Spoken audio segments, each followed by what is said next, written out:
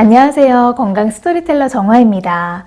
네, 얼마 전에 고객센터에 이런 문의를 하시는 분이 계셨다고 합니다. 본인께서 대장암으로 치병 중이시고 설탕을 섭취하는 게 건강에 해롭다고 알고 있는데 어느 날 친한 지인분이 이 꿀이 항암에 좋다라고 하시면서 꿀 하나를 선물해 주셨다고 해요. 그게 바로 마누카 꿀이었는데 따뜻한 물에 매일 아침 한 스푼씩 타서 드신다고 합니다. 그런데 며칠 있다가 이 혈액 검사를 해보니까 당 수치가 너무 높게 나와서 걱정이 된다. 이거 계속 섭취해도 괜찮은 건지 좀 궁금하다라고 하셨다고 해요. 자, 이 마누카 꿀 많이 들어보셨을 텐데 마누카 꿀이라고 하는 건 마누카라는 식물에서 꿀벌이 채취한 꿀을 말합니다. 마누카 꿀은 항암작용이 있다는 이야기도 있고 그렇지 않다. 그 항암작용이 모든 암 환자에게 적용되지 않는다. 오히려 부작용이 더 심해질 수 있다라는 전문가들의 의견도 공존합니다. 그래서 일단 두 가지 의견을 좀 요약해서 설명을 드려보도록 하겠습니다. 우선 꿀을 먹어도 된다는 주장인데요. 그대로 한번 읽어봐 드릴게요. 꿀은 항산화 및 항염 작용을 가지고 있어서 면역력을 강화시키고 염증을 줄이는 데 효과적입니다. 이는 암 예방 및 치료에 도움이 될 수 있습니다. 또한 일부 연구에서는 꿀이 암세포의 성장을 억제하는데 효과가 있다는 결과가 나왔습니다. 따라서 종합적인 식기 조절 및 치료 계획에 따라 적당한 양의 꿀을 섭취하는 건 괜찮습니다 라는 의견이 있고요. 그리고 그 반대의 의견도 있습니다. 꿀을 먹는 것만으로 암을 치유할 수는 없습니다. 암은 다양한 원인에 의해 발생하고 이를 치료하기 위해서는 다양한 치료법이 필요합니다. 꿀은 당분이 많이 함유되어 있기 때문에 당뇨병이나 인슐린 저하 상태를 앓고 있는 암 환자는 섭취를 제한해야 하며 고혈당이 지속적으로 유지되면 혈액의 적혈구들이 손상을 입을 수가 있고 또 심각한 경우에는 혈관 손상이나 신장 문제 등을 일으킬 수 있습니다. 또한 고혈당은 암세포의 성장을 촉진시킬 수 있습니다 라고 경고를 하고 있습니다. 사실 저는 꿀을 암 환자가 섭취해도 괜찮은지에 대해서는 반대 입장이긴 합니다.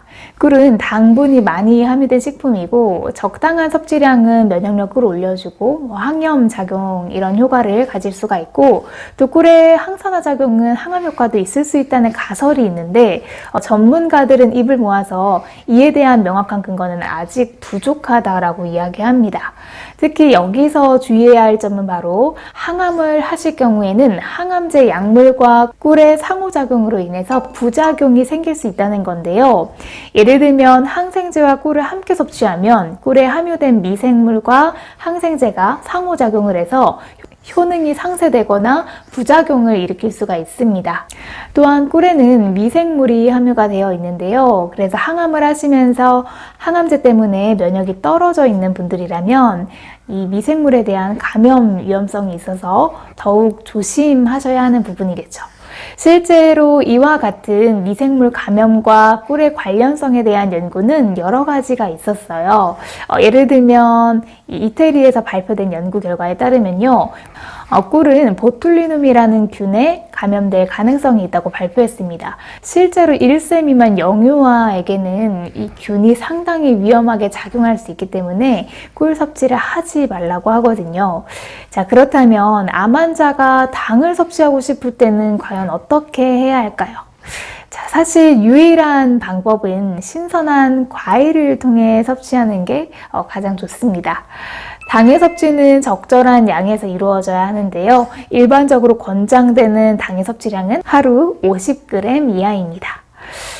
또 과일에는 천연 당분이 포함되어 있고 비타민, 미네랄을 풍부하게 함유하고 있죠. 그리고 섬유질도 함유되어 있기 때문에 인공 첨가물이 들어가지 않은 천연 주스라고 해도 그런 것보다는 신선한 과일을 드시는 쪽이 훨씬 좋습니다. 예를 들어서 잡곡빵 같은 거 드실 때 입이 좀 심심하다 하시면 거기에 사과나 블루베리를 넣어서 드셔도 좋고요. 샐러드에 드레싱 소스가 조금 걱정된다 하시면 당이 들어있는 과일을 조금 넣어서 드시는 것도 좋겠죠. 그리고 예전에 한번 스테비아에 대해서 다뤄본 적이 있었는데요. 이 스테비아는 천연 당 대체료로 널리 사용되는 식품 첨가제입니다. 스테비아는 식물에서 추출된 감미료고 보통 시중에서는 천연인 만큼 안전하다라고 여겨지고 있는 천연당이죠. 네. 그런데 문제는 스테비아를 당분 대체로로 사용하기 위해서는 일반적으로 처리 과정을 거친다는 건데 스테비아 식물에서 추출한 스테비오사이드라는 성분을 화학적으로 처리해서 사용을 합니다. 이러한 처리 과정에서 첨가물질이나 잔여 화학물질이 포함될 가능성이 있다고 해요. 네, 그 외에도 스테비아의 과도한 섭취는 신장 기능에 영향을 미칠 수가 있습니다. 스테비아는 신장에서 분해돼서 전해질 농도를 변화시키는데 이 때문에 혈압을 상승시키고 결석 등의 그런 위험을 좀 유발할 수가 있습니다. 네, 반면에 일부 연구에서는 스테비아가 항암작용을 가지는 걸로 나타나기도 했는데요. 다만 이런 연구는 아직 실험 단계에 머무르고 있기 때문에 이 스테비아의 항암 효과에 대한 확실한 결론은 사실상 아직 이루어지지 않고 있습니다. 그래서 정확하게 항암 효과가 나오지는 않았으니까 화학적 변화에 따른 부작용을 염려해서 가급적 피해 주시는 게 가장 좋은 방법인 것 같아요. 그래서 굳이 위험을 감수하면서 모험을 하실 필요까지는 없을 것 같아요. 그래서 건강한 식습관과 충분한 운동으로 면역을 향상시키면서 신체적으로, 정신적으로 건강한 상태 유지하시길 기원하겠습니다. 네, 오늘 준비한 내용은 여기까지고요. 오늘도 시청해주셔서 감사합니다. 항상 건강하세요.